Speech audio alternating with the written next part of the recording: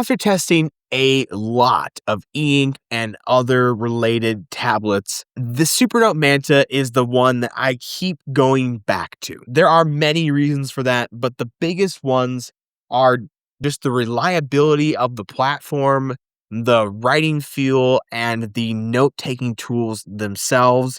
It's just my favorite focused note-taking device. Now, this is the best for me and my use cases. This is not meant to necessarily be an end-all be-all for everyone. I'm going to give a couple other suggestions towards the end, but we're focusing on what is actually the best note-taker out of any of these devices. And it still comes back to the Supernote platform. Even just their software for the quick bar experience, where you can just swipe down here and get access to important apps and especially the recent files. Even if you don't have something saved in your quick access, having that recent files button is really nice to have. You can just jump right to this testing note that I was working on a second ago. And look, that's a great point. It does just work. And that is what I need when I'm reaching for a tablet to write and take notes. You don't want to fiddle around with software settings. You don't want to install third-party apps. You just want everything to do its job. This translates to easy ways to take notes for a meeting, for church, for anything like that. And I have great organization. I love the folders that let you see the previews of your last 4 notes in that section. And the layout is just ready for notes. It's not really a true home screen layout. They just have note files and you just get to it and get it done. Like I showed in my last comparison video, there's so many tools that Supernotes have that you're just not going to find in other platforms. Like a big one is note linking. I think Books devices have something like this now, and they're one of the few other ones that do. But in fact, they're the only other ones I think even have something like it. But I don't believe it's anywhere near as powerful as the Supernote device itself. So you can link this to another page in this notebook, which is cool. Otherwise, I can do it to other files, other notebooks, or like I showed in the previous video, an actual web page like grafxtech.com or something like that. Let's say I think this relates really well to the 2 Thessalonians notebook that I have here. I can just link right to that, and then when you're calling it out, you can have a link that goes to somewhere else in your notes, and that's great for organization, for your own reading, or if you're wanting to share this with someone else and walk them along with your process. I believe notes linking, when it's in the notebook, especially, I think that is exportable as well. So even when you do it as a PDF, you can still click on those links after the fact, which is really nice. So no one's doing it like Supernote is doing it when it comes to note-taking tools. Now, if note-taking tools to you is having really good pen options, well, Supernote's not really the platform for that. They have a needlepoint pen, an ink pen, and a marker. That's all they got, because that's all you really need. And they kind of model after the fact that this is more of a needlepoint pen to begin with. So when you're taking typical notes, you're not really needing a pressure-sensitive pen. You're just needing a really good pen. This is the best writing experience out there. It just is. And their latency is fast. If it's not the fastest, then it's close to it, because I don't notice a single delay. I tested it next to the iflytek, to the Penstar, to the TCL. It seems to be faster than all of them. I think rating-wise, Remarkable and maybe some of the Books devices might be a little higher, but in real-world testing, you cannot tell a difference. Honestly, I know there's even more Supernote features that I should probably be using in some of my stuff that I'm not. Like the digest functionality. If you do a lot of PDF readings, you can take segments and digest it elsewhere and take more notes, or even text notes on those things, and then keep a library and categorize it by different research topics. And you can go really in depth with this. For students, I don't think there's much better than a Supernote tablet. There's no bloatware to the Supernote device. It is not trying to add the latest AI tools or things like that. I don't mean to dig on the iflytek here, because some of those features are pretty neat, but it feels a little bloated with that. Even Penstar is adding their own AI voice-to-text thing everyone's got their own trick of that now, I feel like. And Supernote just hasn't cared because you know what? The majority of people don't need that when they pick up this device. They just want a device that when they pick it up, it just goes right to the last notebook they were in, and they can just keep writing.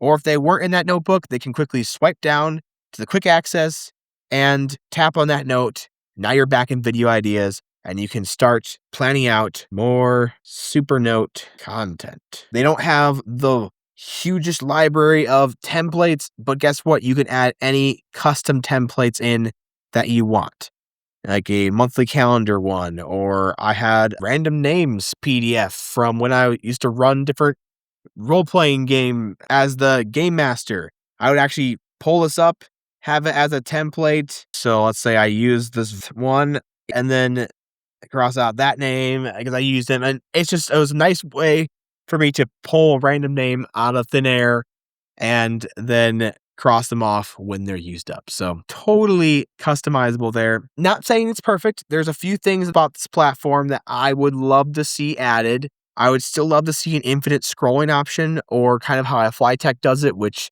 just on the templates, you can extend the page infinitely in that direction if you want. It doesn't have to be super automatic like Remarkables, but just the ability to continuously extend a page would be great, because Supernote has a limit. You can only go up to twice the page length, and then it caps out there. But at the same time, turning a page is not a big deal on these devices, so it still has infinite pages, even if you're not infinitely scrolling. I just don't like writing in this last little bit of the page as much, and I feel weird leaving it blank every time, even though I know I can do that. It's just my brain wants me to fill up a page, it's just how I work. But yeah, the headings are the easiest to do in Supernote. Like if I want to turn this link into a heading instead, which I have to unlink it in order to make it a heading. You can't have it be a link and a heading, which is fine. And you got a few styles. Let's just pick this style here. And I tend to use the different styles of headings to emphasize importance. So like this would be the least important, and the most bold one would be the most important heading, even though they don't really distinguish that in the list here. But that's what I choose to do. But yeah, now I can just pick from this page, or let's say I want to pick one of the other headings and it jumps right to it. The table of contents is so nice, and you can look up keywords and things you've starred, which looks like I starred this page here. So, yep, and there's a star there. I kind of fill in my stars half the time too. I think they look nicer that way.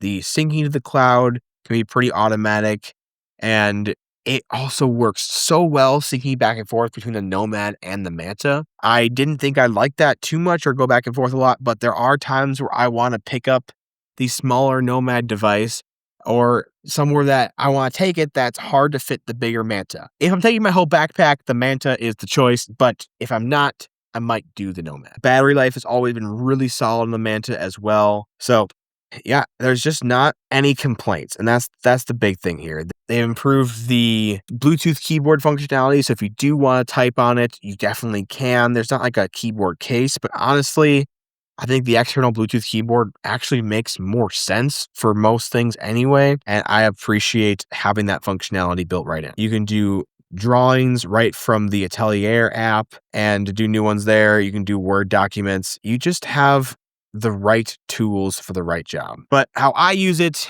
is just as the most simple note-taking device I can imagine.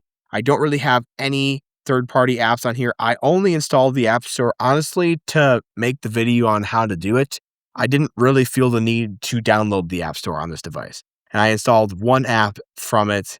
That's it. And it's just another app to read things on. And I think that's the appropriate use case of this device. It doesn't have a front light. It doesn't have fancy AI tools.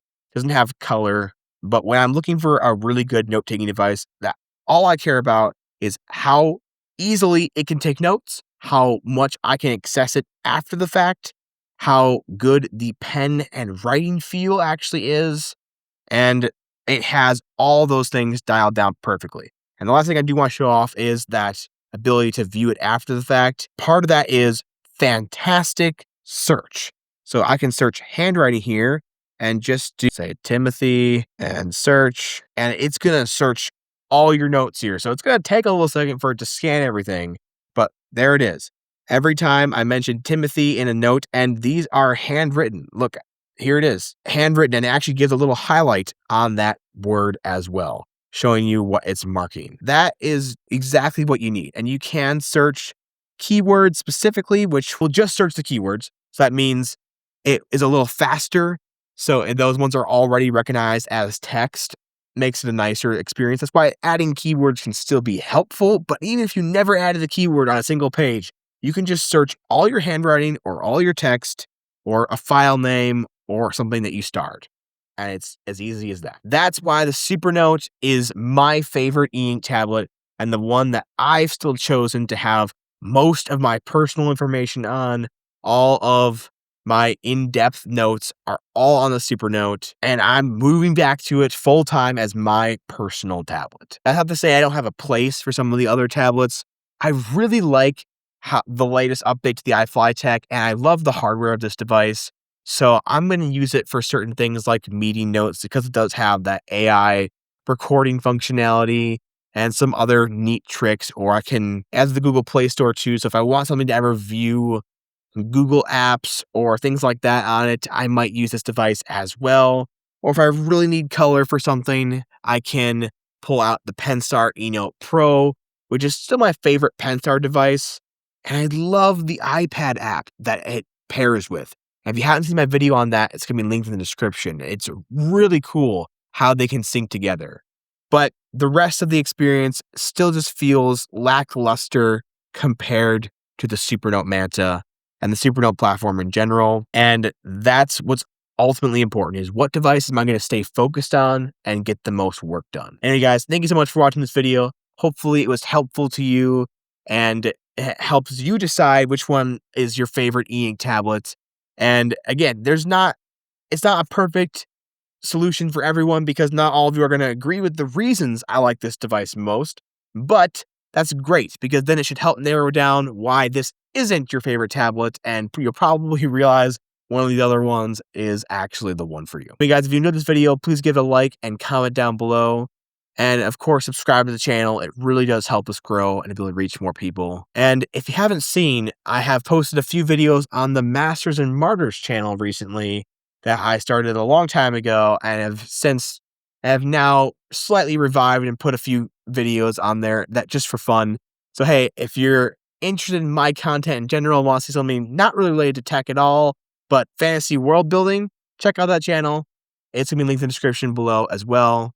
And as always, guys, have a great rest of your day. It's the only way it's getting views is if this channel calls it out.